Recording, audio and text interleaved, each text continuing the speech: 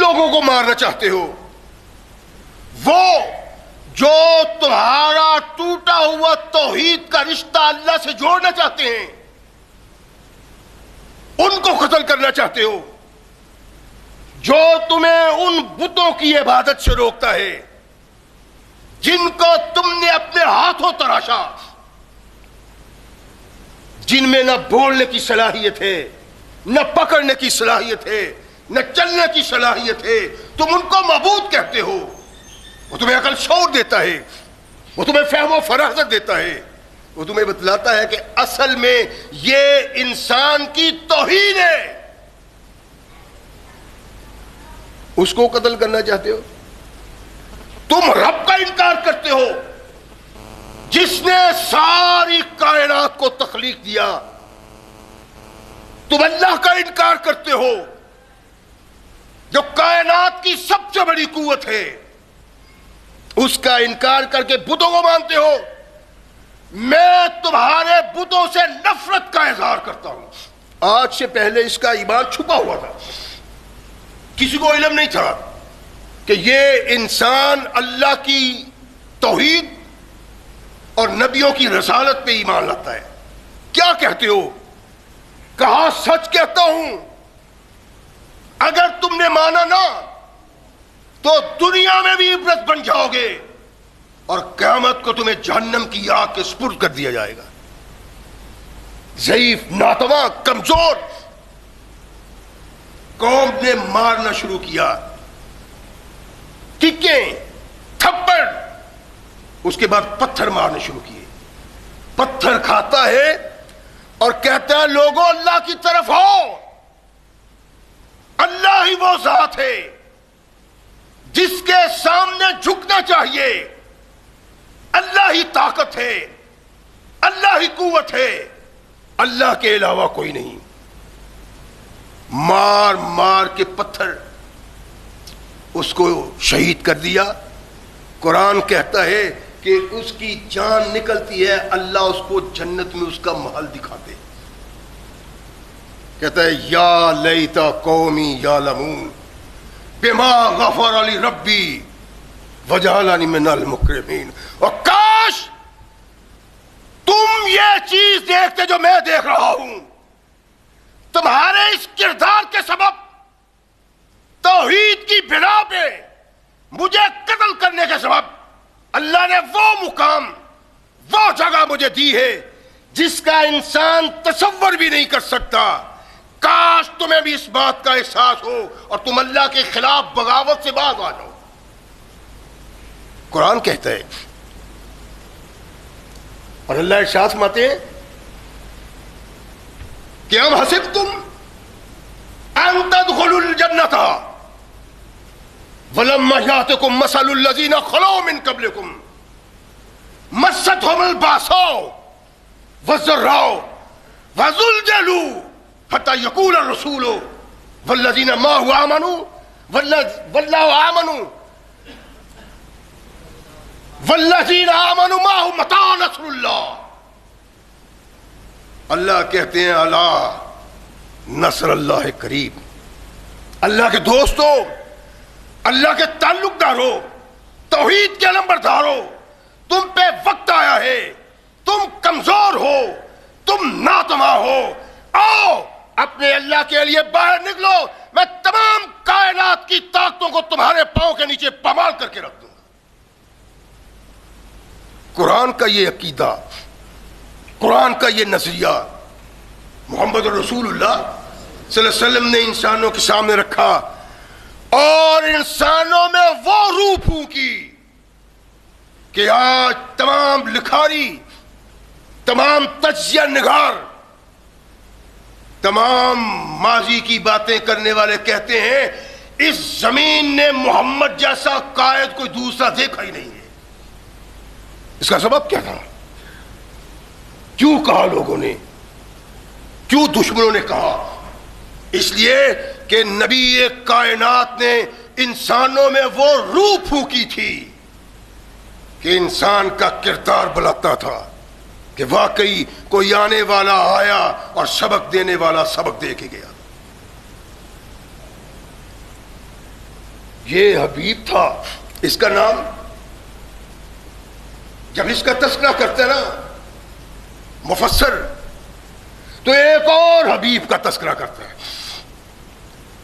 اس نے کہا کہ لا الہ الا اللہ، طاقتوں نے کچل دیا، مار مار کے پتھر حشر کر دیا. پتھر کھاتا ہے اور لا الہ الا اللہ پڑھتا ہے. نبی کائنات محمد رسول اللہ صلی اللہ علیہ وسلم کے دامن سے بھی ایک حبیب وابستہ ہوا. اللہ کے نبی اس کو کہتے ہیں کہ جاؤ میرا پیغام لے جاؤ اور مسیلمہ کذاب تک اس بات کو پہنچاؤ. یہ وہ بد کردار ہے جس نے کائنات کے آقا ثقلین کے تاجدار محمد رسول اللہ صلی اللہ علیہ وسلم کی رسالت کی تصدیق کی مگر بغاوت کی. اس تک میرا پیغام پہنچاؤ. یہ مسیلمہ کے پاس پہنچتا ہے اور مسیلمہ علاقے کی ایک بہت بڑی طاقت ہے. دہشت کے سبب، خوف کے سبب اس کے سامنے کوئی سانس بلند نہیں کرتا تھا. خونخوار بھیڑیا. حبیب بن زید جاتے اور کہا میں تمہارے پاس محمد رسول اللہ کا پیغام لے کے آیا ہوں. کیا پیغام لائے ہو؟ یہ پیغام لایا ہوں کہ اللہ کی توحید کے ساتھ محمد رسول اللہ کی رسالت کو بھی مانو، اس کی بھی تصدیق کرو. کہتے اچھا تم محمد کو کیا مانتے ہو؟ صلی اللہ علیہ وسلم کہنے لگا میں اللہ کا سچا رسول مانتا ہوں. اللہ نے انسانوں پہ کرم کیا، رحمت کی کہ محمد جیسا انسان رسول بنا کے بھیجا. اچھا تو مجھے کیا سمجھتے ہو؟ میں بھی رسول ہوں کہ نہیں؟ حبیب کہتے ہیں کہ میرے کان تیری آواز نہیں سن رہے، تیری آواز ان کانوں تک نہیں آتی. اچھا محمد کی رسالت کو تسلیم کرتے ہو؟ کہاں؟ وہ اللہ کی طرف سے انسانوں کی رہنمائی کے لیے اللہ کا پیغام دے کے جنت کا راہ دکھانے کے لیے اللہ کے پیغام پر بن کے آئے ہیں. کہا تو میرے متعلق تیرا کیا خیال ہے؟ وہ اگر پیغمبر بن کے آئے ہیں، رسول بن کے آئے ہیں، ان کی رسالت کو مانتے ہو تو میری رسالت کے متعلق تمہارا کیا خیال ہے؟ حبیب کہتے ہیں کہ میرے کانوں تک تیری آواز ہی نہیں پہنچتی. یہ وہ درندہ ہے جس کی درندگی سے لوگ دہشت زدہ ہیں. محمد کریم علیہ الصلوۃ والسلام کا پروردہ جس کی رہنمائی کائنات کے آقا محمد رسول نے کی، جس کے کانوں کی معرفت قرآن اس کے دل میں اتارا، اپنے کردار سے اپنا تعارف کرایا، وہ شخص مسیلمہ کذاب کے سامنے نبی کونین محمد رسول اللہ صلی اللہ علیہ وسلم کی رسالت کی تصدیق کرتا ہے، تصویب کرتا ہے، کہتا ہے کہ اس کائنات میں اللہ نے محمد جیسا انسان پیدا نہیں کیا. کہنے لگا اچھا جب میں تجھ سے محمد کے متعلق سوال کرتا ہوں صلی اللہ علیہ وسلم جواب دیتے ہو، اور جب میں اپنے متعلق کہتا ہوں تو کہتے یہ کان نہیں سنتے؟ تیرے کان سنیں گے. جلادوں کو بلایا اور کہا اس سے پوچھو مسیلمہ کون ہے؟ اگر اقرار کر لے تو فبہا، اللہ کی قسم اس دھرتی نے، اس زمین نے کوئی ایسا قدم نہیں چونگا جیسا محمد رسول اللہ کے صحابہ کا. وہ کر دکھایا جس کا انسان تصور بھی نہیں کر سکتا. اب بتلاؤ کہ جو کلمہ توحید و رسالت پڑھتا ہے اس سے وابستہ ہوتا ہے، اور جب وہ اللہ والا بن جاتا ہے، جب اللہ کا خوف اس کے دل میں آ جاتا ہے، کائنات کی طاقتوں کا خوف اس کے دل سے نکل جاتا ہے۔ بتاؤ مسلمہ رسول ہے کہ نہیں؟ کہا اللہ کا رسول محمد ہے صلی اللہ علیہ وسلم۔ مسلمہ ایک کذاب آدمی ہے، دجال آدمی ہے۔ کہنے لگا اس کا ہاتھ کاٹ دو، ہاتھ کاٹ دیا، پھر پوچھا، دوسرا ہاتھ کاٹ دیا، پھر پوچھا، تیسرا ہاتھ کاٹ دیا۔ کہنے لگا پوچھتے جاؤ اور کاٹتے جاؤ جب تک یہ میری رسالت پہ ایمان کا اظہار نہیں کرتا، جب تک مجھ کو رسول نہیں مانتا، جب تک محمد سے تعلق نہیں توڑتا، اس کے ٹکڑے کر دو۔ اور تاریخ کہتی ہے کہ سارے جسم کے ٹکڑے ہو گئے، مرتے ہوئے بھی کہا کہ اللہ ایک رب ہے اور محمد اس کا رسول ہے۔ اللہ کہتے ہیں، قرآن کہتا ہے ان الذین قالوا ربنا اللہ ثم استقاموا، جن لوگوں نے رب سے تعلق پیدا کیا، وہ تعلق حق ہے، وہ تعلق سچ ہے، واقعی اللہ ان کے دل میں اتر گیا ہے، واقعی ان کا تعلق اللہ سے ہے، کائنات کی کوئی طاقت انہیں مرعوب نہیں کر سکتی۔ اور نبی اقدس محمد رسول اللہ صلی اللہ علیہ وسلم کے اس صحابی نے وہ کردار کر دکھایا۔ یہی نہیں ہے، بلکہ جب سے اللہ نے آسمان سے دین اتارا، جو لوگ بھی اس دین سے وابستہ ہوئے انہوں نے دنیا کے سامنے وہ کردار پیش کیا ہے کہ رب کے تعلق پہ رب کا منکر بھی ناز کرتا ہے۔ فرعون کی بیٹی کی مشاطہ ہے، کنگھی کرنے والی، جو فرعون کی بیٹی کے بال بناتی ہے۔ بادشاہ ہے، اور صرف بادشاہ نہیں، کہتے ہیں لوگوں رب تو اور بھی ہیں، لیکن انا ربکم الاعلی، میں سب سے بڑا رب ہوں۔ اس عزم کا، اس سوچ کا، اس فکر کا اظہار کرنے والا، انانیت کا لمبردار تصویر انانیت کی، انا ربکم الاعلی۔ کنگھی کرنے والی نوکرانی کنگھی کرتی ہے اس کے سر میں۔ علامہ ابن کثیر نے تفسیر ابن کثیر میں لکھا ہے کہ کنگھی کرتے کرتے اس کے ہاتھ سے چھوٹ گئی۔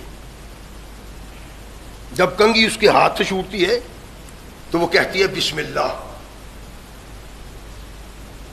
تھوڑا سا غور کرنا ہے، اس لیے ہم نے اپنی زندگی کا بھی تجزیہ کرنا ہے کہ ہم کیا ہیں، ہمارے لیل و نہار کیا ہیں، ہماری سوچ کیا ہے، ہمارے افکار کیا ہیں۔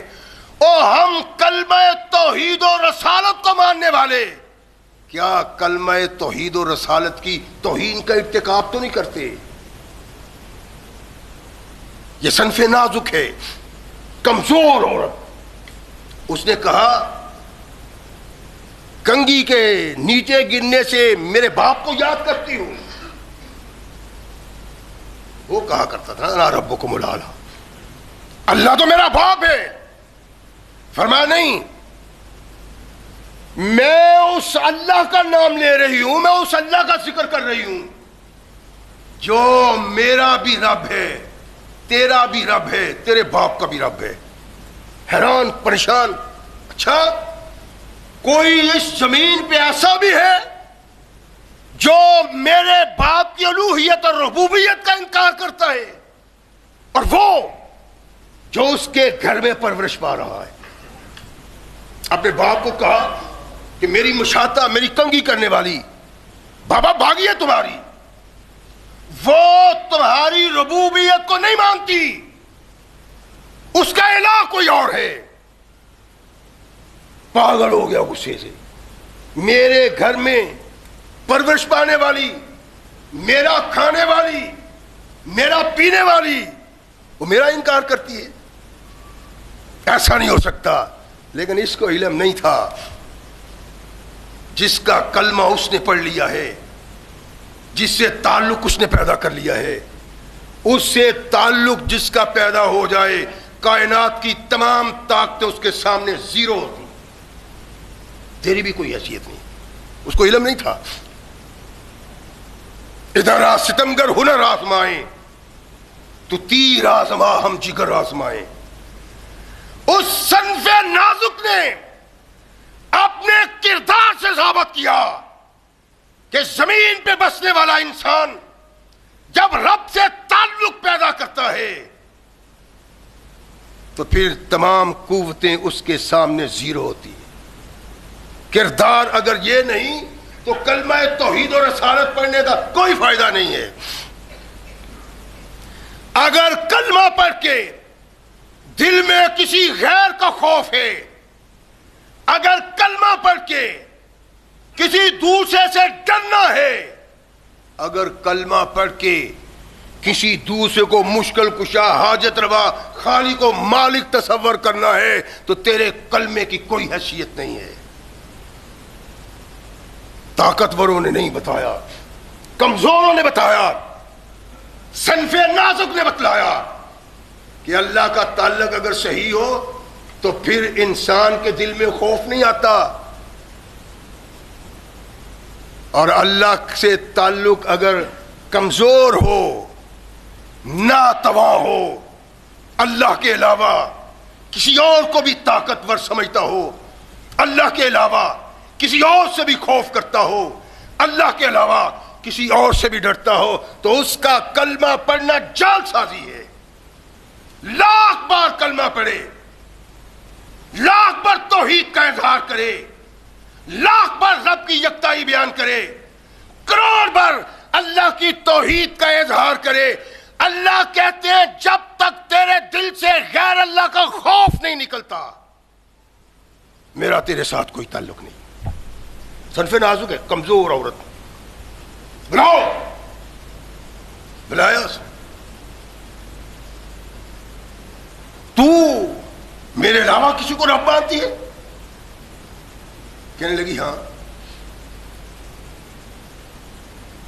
میں اس کو مانتی ہوں جو مجھے بھی دیتا ہے،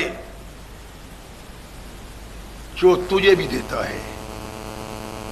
میں اس کو مانتی ہوں وہ جب چاہے جو تغیر چاہے کائنات میں کرے، کائنات کی کوئی طاقت اس کا سامنا نہیں کر سکتی. اللہ کی ذات ہے جس کو میں اپنا رب مانتی ہوں. کہنے لگا یہ تصور تم نے کہاں سے لیا ہے؟ کہا اللہ کی کرم نوازی ہے، اللہ کی رحمت ہے کہ اس نے مجھے توحید سے جڑنے کا راہ بتایا.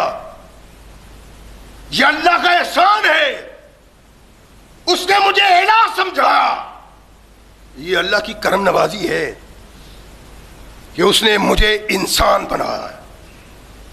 کہنے لگا اچھا اس کلمے کو چھوڑ دیو گے نہیں؟ اللہ اللہ اللہ، اور میں سب سے بڑا اللہ ہوں، انا ربکم الاعلی. کہا نہیں، اعلیٰ وہ ہے جو عرش پہ متمکن ہے، تمہاری کوئی حیثیت نہیں. کہنے لگا وہ جو تانبے کی دیگ رکھی ہوئی نا وہ لاؤ، اسے دباؤ یہاں تک کہ وہ آگ کی مانند سرخ ہو جائے. اللہ کی قسم توحید انقلاب پیدا کرتی ہے. توحید سے وابستگی، لا الہ پڑھنا، محمد رسول اللہ کا قائد ماننا، لیکن اگر کردار سے اس بات کا اظہار نہیں ہوتا تو نہ اللہ قبول کرتا ہے اور نہ محمد قبول کرتے ہیں صلی اللہ علیہ وسلم. علامہ ابن کثیر لکھتے ہیں کہ دیگ لائے، اس کو اتنا سرخ کیا کہ آگ بنا دیا، اس کے ایک بچے کو اس کے سامنے اس دیگ میں ڈال دیا. وہ جرأت کے ساتھ، بہادری کے ساتھ، مومن کی طرح اپنے بچے کو جلستا ہوا دیکھتی ہے، اس کی آنکھوں میں آنسو نہیں آئے، اسی آواز میں لرزہ نہیں آیا،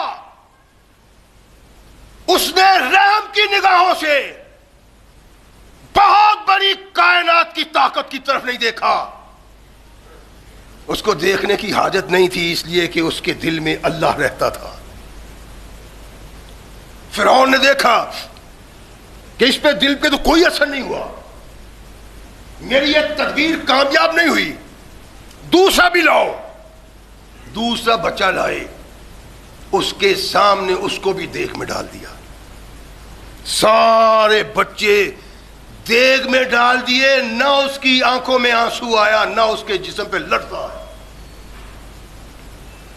ایک بچہ دودھ پی رہا تھا، اس بچے کو چھینا، اس کو پکڑا اس نے، وہ چھینتی ہے یہ پکڑتی ہے، بچہ بولتا ہے، دودھ پیتا، کہتا ہے ماں روک نہ، خود بھی چھلانگ لگا، جو اس آگ میں مزہ ہے اس دنیا میں مزہ نہیں ہے۔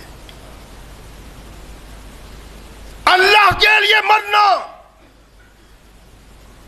اللہ پہ ایمان کا اظہار کرنا، یہ کائنات کی سب سے بڑی نیکی ہے، اور کامیابی کا گر جنت کے تالے کی چابی ہے۔ میری ماں آگ میں تو بھی چھلانگ لگا دے، چھلانگ لگا دی، جل کے سارے راکھ ہو گئے۔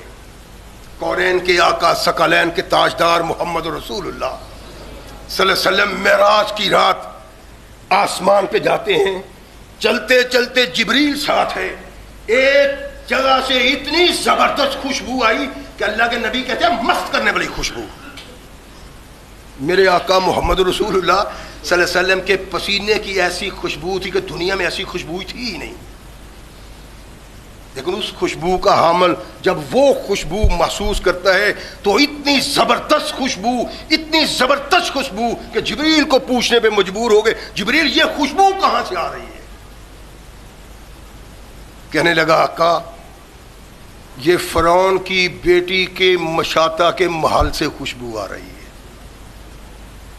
اللہ کے لیے جو مرتا ہے، مرتا نہیں زندہ ہوتا ہے، اللہ کے لیے جو قربان ہوتا ہے، اس کی قربانی وہ رنگ دکھاتی ہے، دنیا مانے یا نہ مانے، اللہ اس کی وہ قدر کرتا ہے، اللہ اس کا وہ وقار کرتا ہے کہ کائنات کے آقا محمد رسول اللہ دیکھ کے مس خوشبو کو جبریل کو پوچھتے ہیں، کہا اس عورت نے رب کے لیے قربانی دی، اللہ نے جنت میں اس کا محل بنایا ہے، جب تک لوگ جنت میں جائیں گے نہیں یوں خوشبو آتی رہے گی۔ کیوں؟ ان الذین قالوا ربنا اللہ ثم استقاموا، جو لوگ رب کی ربوبیت پہ ایمان کا اظہار کرتے ہیں ان کے دل میں غیر کا خوف داخل نہیں ہوتا۔